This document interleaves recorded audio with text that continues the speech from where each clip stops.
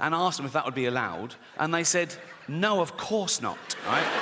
So when the article came out, the headline was, London Zoo refused Ricky's request to be fed to lions. Like I'm a fucking psychopath.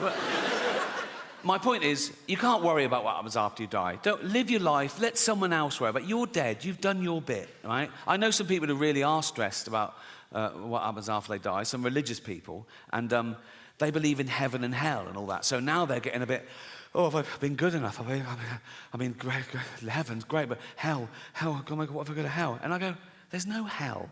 It's made up to frighten kids. Like, my favourite horror film of all time is still the original Exorcist, right? First time I saw it on VHS, right?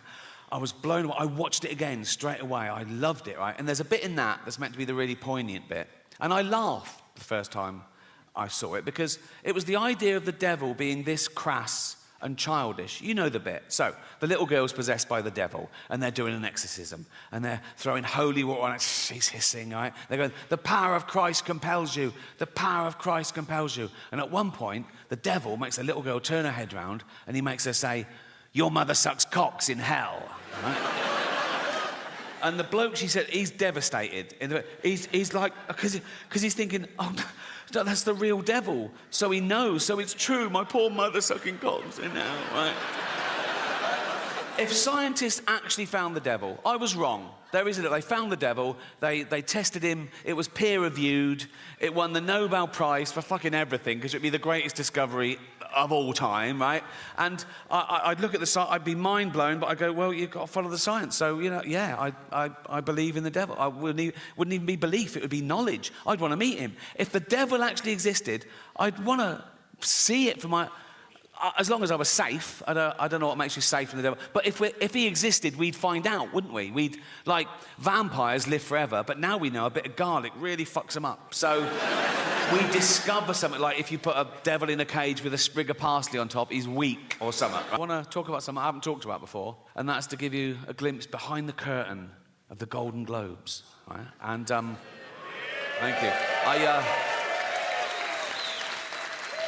I last hosted the Golden Globes in 2020. It was the 5th time over a 10-year period, and I liked them more and more, and the last one was my favourite, because the world changed in that 10 years. You know, like the first time I hosted them in like 2010, the press of America, they hated me, right? Who is this annoying Brit insulting the most important people on the planet? By the last time I hosted, they were like, yeah, go on, fuck them. Fuck them, right? Because ordinary people had got sick and tired of being lectured by these multi-millionaire, nothing wrong with that, these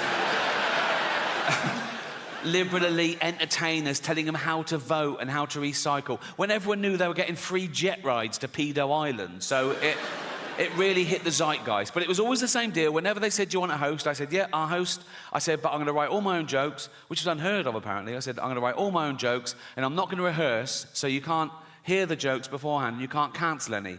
And they let me do that.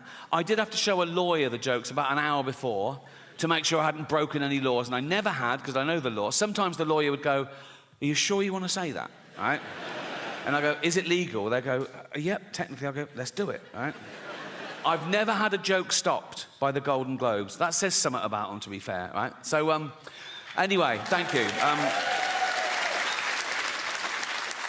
This last time, they said, oh, you've got to see the lawyer the day before now. I went, OK, great. So I was driven to the Beverly Hills Centre, and they're all setting up, right? And the photos of the A-listers are all in their chairs. I go, oh, there's Brad, there's Lee down. Very underrated, the human arsehole. Everyone goes, oh, the human brain, the greatest computer known to man. All the human liver can regenerate itself. Your arsehole is working 24/7. Even when you're asleep, it's like that. You're not coming out. You're not coming out. You're not coming out. No. You're not coming out. And you're not coming in.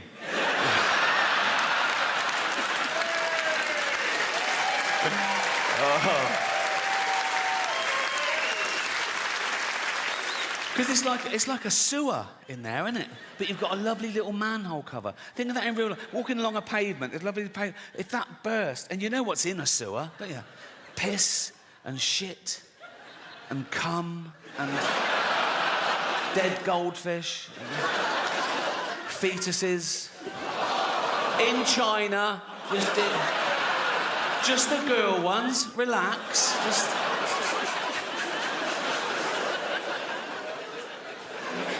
I'm at that age now as well, because I'm in entertainment. People say, oh, you can have a facelift. I go, no. Have you seen facelifts? They're still just that. Like that. You know what I mean? You go to the doctor, and the doctor goes, do you want to look old or Chinese? You know, it's like... Nothing wrong with looking Chinese, if you're Chinese. If you're not Chinese, it's a bit weird. It's offensive. Why is that allowed? You're not allowed to black up. Why can you do that? Maybe there are terms and conditions to make sure you're never that racist. Like the doctor goes, right, we've done the eyes, but never leave the house in a little lampshade, because...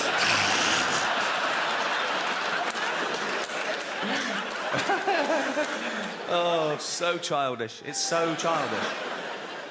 But I hope you agree it was a positive show. It wasn't about death, it was about life. And some people are so worried about dying, they forget to live. And some people are so scared to do something. Oh, no, that's dangerous, that's dangerous.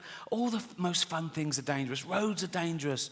Alcohol is dangerous. Alcohol is a poison. I should know. I sell it. Dutch barn. Right? So, yes, right. Alcohol gives you brain disease, liver disease, kidney disease, heart disease, mental illness, but it does loosen you up at parties. So... Think of all the babies born through alcohol, yeah. Many of them deformed if the mother carried on drinking. But the good thing about being born deformed is, you... Hear me out. The good thing about being born deformed is you can start drinking at a much younger age and no one gives you... Do you know what I mean? You see a normal kid drinking, you go, you little bastard. You see a deformed kid drinking, you go, yeah, go on. You know what I mean?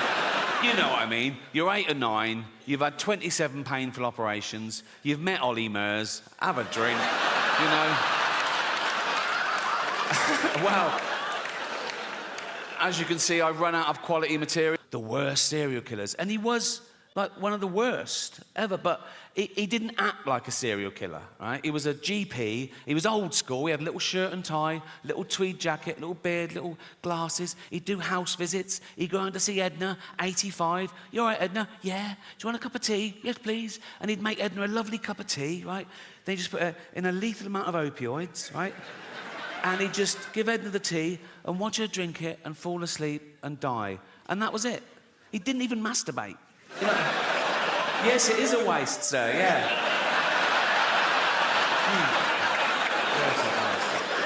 Yes, and they reckon he got the idea when he was a little lad, Harold Shipman, little Harold Shipman. He watched his mum dying of lung cancer, being given morphine, and somewhat triggered him. He thought, I'll grow up, become a doctor, and I'll do this. I don't know whether it means that he liked the way the morphine got his mum out of pain. So these were like mercy killings, like, you know, reliving the kindness. Or the opposite, he was jealous of old people who lived longer than his mum should have, so he was punishing them. I don't know, doesn't matter.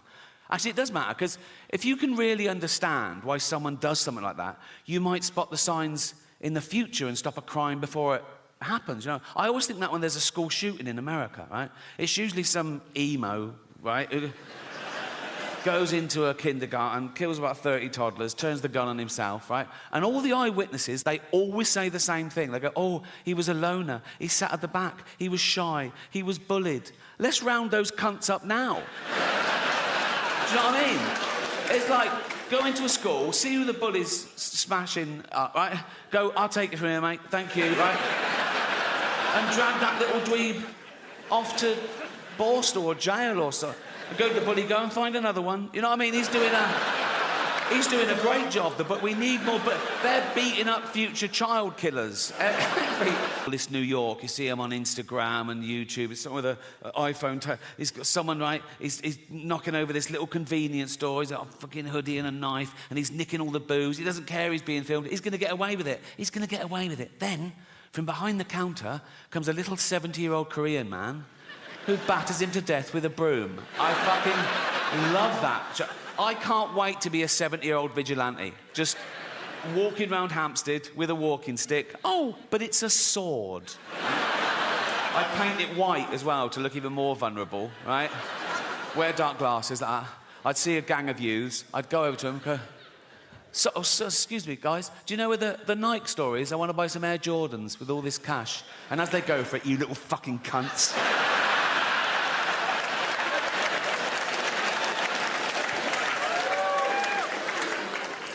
But the death penalty is not like that, is it? It's not in self-defence, it's not in the heat of the moment, it's cold justice, you know? Don't matter what you've done, you could have murdered people, you know? You stand trial, they find you guilty, they put you on death row, sometimes for 10, 15 years, which seems unnecessarily cruel, and then they murder you in front of witnesses. And it's from the Bible. An eye for an eye, a tooth for a tooth. The state says you murdered someone, so we're going to murder you. But if you rape and murder someone, you still only just get murdered. That's a loophole, isn't it? That's like... That smacks of misogyny to me. That's like the judge going, the rape was free, but we're going to... You know, just once, I want the judge to go, right, you raped and murdered someone, so you're going to be taken from here to a place where you'll be hung by the neck and raped. What, at the same time? Yes, yes. We got loads of volunteers with dildos, right? So he sort of goes down, fuck off, fuck off.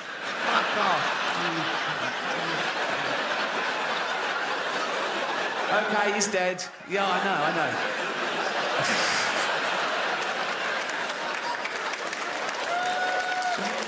Oh. It might work.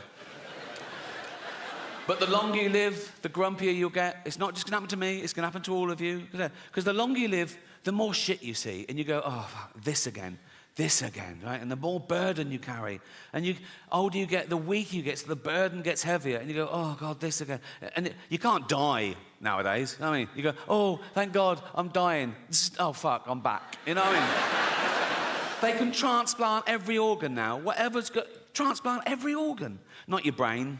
That wouldn't make sense. You are your brain. So that would be an everything else transplant, wouldn't it? But I'd sign up for that. I don't care about this. It's to get this round. If I could leave £1 million to science, so when I died, suppose when I died, my body's crushed, killed instantly, but my head's intact. They keep that on ice, wait for a body donor. Some poor bloke gets his head crushed, put my head on his body, and I'm back. I know. Statistically, I will get a bigger penis as well, so... The odds are in my favour there, trust me.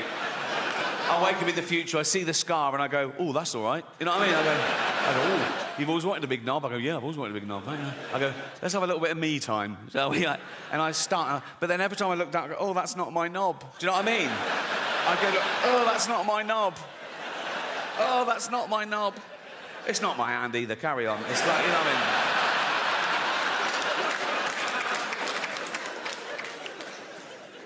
I was doing an interview a while ago. I don't think the journalist liked me. He asked me this question. I thought it was rude, right? So I gave a fake answer, right? He said, so what have you got planned for your funeral? And I went, I want to be fed to the lions at London Zoo. He went, really? I went, yeah. I want the zookeeper to take up my big, fat, dead, naked, bloated body in a wheelbarrow, right? Just dump it in the lion's den, doof, like that. Loads of tourists going, is that the bloke from The Office? Like that, right? And then 2 big lions come out and just start eating me. And lions, they start with a soft... Shot a dwarf at 100 metres, yeah? Fucking props, that is... 5 years. In the army, get him in the army. I feel bad about that joke, because I was reading about the tough time dwarves have had through history. Like, in medieval times, they used to torture them and kill them. They used to put them in barrels with spikes and roll them down the hill for a laugh, right? And then in Victorian times, they'd stick them in the circus and make them do dangerous fucking things. And then as late as the 1980s, right, I remember colleges used to have events like dwarf throwing, where they were like darts on a thing, or dwarf bowling. And eventually someone said, what the fuck are we doing? Can we stop making dwarves do shit for our entertainment? And it stopped. And now it's back. Now they're in the Special Olympics. Now they've got, they're going, let's race them. And, let's throw them in the water and see if they can swim. They can. So, it needs a bit of work, that one, doesn't it? I don't know. People don't realise how much goes into one of these tours. My last tour, I did 60 new material nights. Then I did like 25 work-in-progress shows. Then I did an 85-day arena tour around the world, honing it all the time. Morality. And I've always been against the death penalty. Right? I was a young liberal and I was really anti the death penalty. And now I'm an old liberal. And I'm still anti the death penalty, but now I love it when someone gets killed doing something they shouldn't at the time. Like, you see a bloke in Brazil, a hostage video, he's got a young girl, he's got a gun to her head, and he goes, "You won't take me alive, copper." And then the marksman just takes out his brainstem. Oh, I love that. Pause, rewind, all right? Or when a bullfighter gets gored to death. That is my favourite, right? Particularly when the horn goes up the arse. That, I call that a hole in Juan. Thank you. Or those videos coming out of lawless New York. You see them on Instagram and YouTube. It's someone with an iPhone. He's got someone, right? He's knocking over this little convenience store. He's got a fucking hoodie and a knife, and he's nicking all the booze. He doesn't care he's being filmed. He's going to get away with it. He's going to get away with it. Then, from behind the counter, comes a little 70-year-old Korean man who batters him to death with a broom. I fucking love that. I can't wait to be a 70-year-old vigilante. Just walking around Hampstead with a walking stick. Oh, but it's a sword. I paint it white as well to look even more vulnerable, right? Wear dark glasses like that. I'd see a gang of youths. I'd go over to them and go, so, excuse me, guys, do you know where the Nike store is? I want to buy some Air Jordans with all this cash. And as they go for it, you little fucking cunts.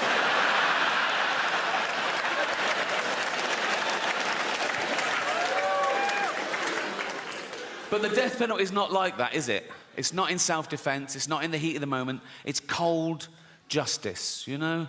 Don't matter what you've done. You could have murdered people, you know? You stand trial. They find you guilty. They put you on death row, sometimes for 10, 15 years, which seems unnecessarily cruel. And then they murder you in front of witnesses. And it's from the Bible. An eye for an eye, a tooth for a tooth. The state says you murdered someone, so we're going to murder you. But if you rape and murder someone, you still only just get murdered. That's a loophole, isn't it? That's like...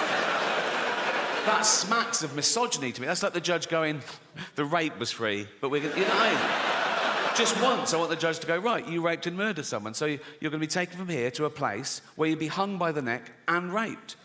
What, at the same time? Yes, yes. We got loads of volunteers with dildos, right?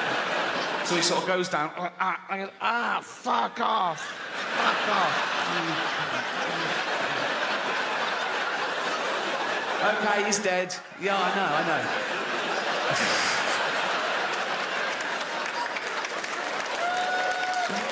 Oh. It might work.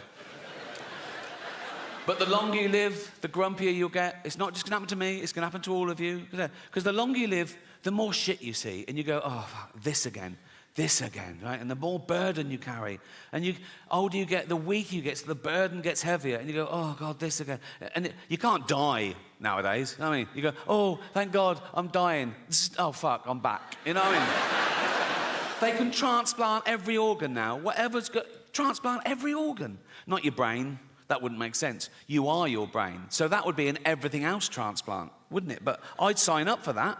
I don't care about this. It's to get this round. If I could leave £1 million to science, so when I died, suppose when I died, my body's crushed, killed instantly, but my head's intact. They keep that on ice, wait for a body donor. Some poor bloke gets his head crushed, put my head on his body, and I'm back. I know. Statistically, I will get a bigger penis as well, so... The odds are in my favour there, trust me. I wake up in the future, I see the scar, and I go, oh, that's all right. You know what I mean? I go, oh, you've always wanted a big knob? I go, yeah, I've always wanted a big knob. I go, let's have a little bit of me time. So and I start, but then every time I look down, I go, oh, that's not my knob. Do you know what I mean? I go, oh, that's not my knob. Oh, that's not my knob. It's not my hand either, carry on. It's like, you know what I mean?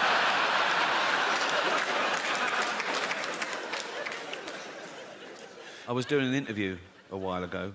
I don't think the journalist liked me. He asked me this question. I thought it was rude, right? So I gave a fake answer, right? He said, so what have you got planned for your funeral? And I went, I want to be fed to the lions at London Zoo. He went, really? I went, yeah. I want the zookeeper to take up my big, fat, dead, naked, bloated body in a wheelbarrow, right? Just dump it in the lion's den, doof, like that. Loads of tourists going, is that the bloke from The Office? Like that, right? And then 2 big lions come out and just start eating me. And lions, they start with a soft... 1, she's dead. 2, she was heterosexual. 3, she never had her teeth in towards the end. So, no. But it's hell. Think of all the terrible things that could be happening to her. Being raped by red-hot pokers, rats eating her eyes. My mum gets cock duty. Go on, girl. That has got to be one of the better jobs in hell. Isn't it? It's like, terrible job on earth. I've never sucked a cock in my life. I never will. But if I died and I'm in hell, right? Tortured for it, I'd see the first cock, I'd go, I'm on this. Not a problem. Not a problem. I'd be looking round seeing people skinned alive. I'd chow down. I'd be looking over the big man going, I'm doing a great job here, leave me on this.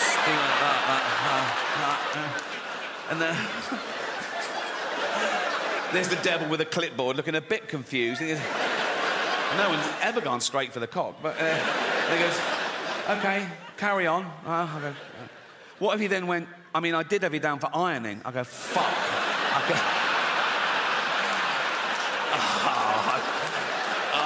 I could have been ironing.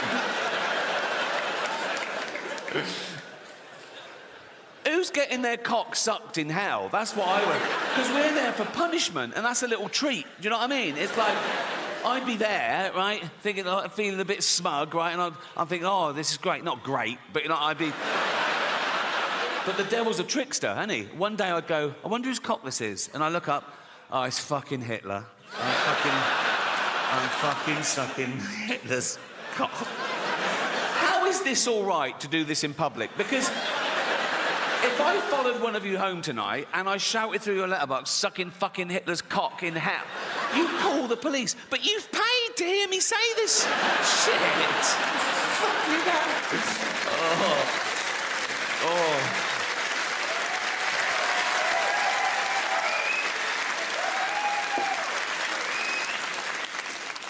I'll tell you what's very popular in England at the moment, and in America, particularly California. Mental illness. Oh, it's taken off. It's taken off a trip. When I was at school, you were either thick or clever, normal or mental, right? Now there's like 1,000 new mentals, right? And it used to be a stigma. They go, I'm not mental. Now people go, I'm mental. You know what I mean? They want to, I'm mental. It's like everyone I know in media is ADHD. They go, I'm ADHD. I'm ADHD. Yeah, so I'm ADHD. Take the test. Yeah, I took the test 5 times, passed it on the 5th. Oh, well done. Right? They go, and it's like, I'm writing a song about it, I'm writing a poem about it, I'm writing a book about it. Oh, well, yeah. And they brag about it. They put it in their CV and in their... it's got disorder. When did we start bragging about having a disorder? 20 years ago, you wouldn't have got given a business card and it said Ron Pike, anal warts. You know, just... keep it to yourself. No one cares. Right? I think the new pandemic amongst the youth is going to be fear and anxiety, because now we've had a whole generation who grew up with social media. Instant gratification doesn't build character. They're not socialised properly. They can't deal face-to-face with people because they're used to hiding behind an identity and an avatar, and now they've got teachers and parents enabling their mental illness as opposed to trying to snap them out of it. And now they fear the thing they once loved. They're worried about the internet and AI. Young people are really worried about artificial intelligence. And I say this about AI. If it starts becoming a burden, switch it off, right? Like we did Nan. And...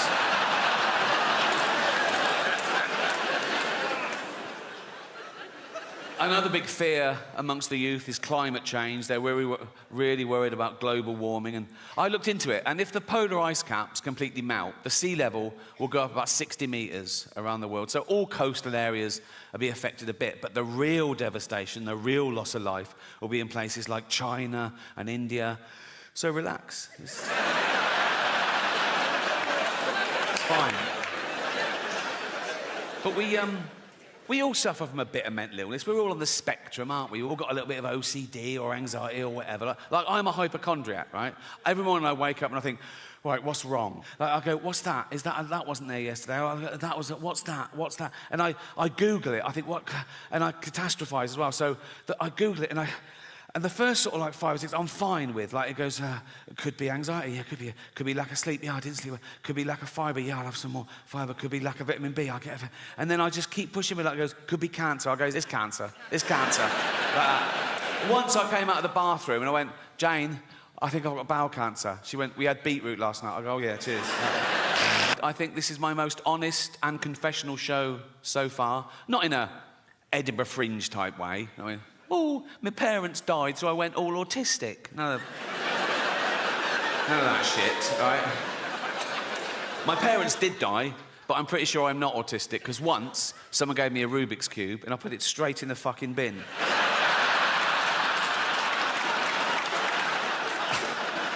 I think that is the test. No, it's called Mortality, but it's a positive show, I think, and I want to tell you some of the things I've learned and what it's like to be me at this age, and because I'm getting old now. See that silence for the first year. Up until this year, I go, I'm getting old. People go, you're not old. Now they go, go on. Like that. It's like, in fact, they make it worse. They say things like, oh, yeah, but the good thing about getting old is you don't care what people think about you.